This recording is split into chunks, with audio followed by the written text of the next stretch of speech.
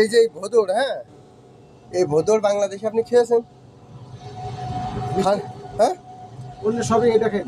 এটা খাননি না? এরে এরে কিন্তু ভোদর বলে। আর আগে বাংলাদেশে কি বলে জানেন? মিষ্টি কুমড়ো।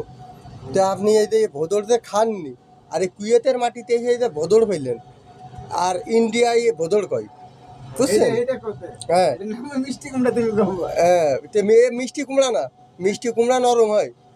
এই মিষ্টি কুমড়া নরম হয় আর ভোদর হয় শক্ত। তা আপনি এই যে ভোদর এই যে খাননি, আজকে ভোদর এই যে করছেন, না, কুয়েতে তারপর রানবেন, হ্যাঁ, কুয়েতে ভোদর পাওয়া যায়। আমি তো আর জাগরে অনেক খাইছি এটা করতে। হ্যাঁ, থেকে এ মিষ্টি লাগে না? ওই তো। আর আগে চিংড়ি মাছ দিয়ে খাবেন, কেমন লাগবে? হ্যাঁ, আরও ভালো লাগবে। তো তাইলে আর বাদল ভাই আসলে বলেন যে ভাই এ ভোদর কেন কিনেছেন, মিষ্টি কুমড়ো কিনতে পারতেন। দরকার নাই, হ্যাঁ, বেশি কথা করার দরকার নাই।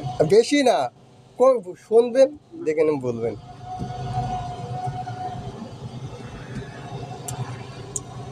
তাহলে এই ভোদর দিয়ে আমরা খাবো, তাই তো?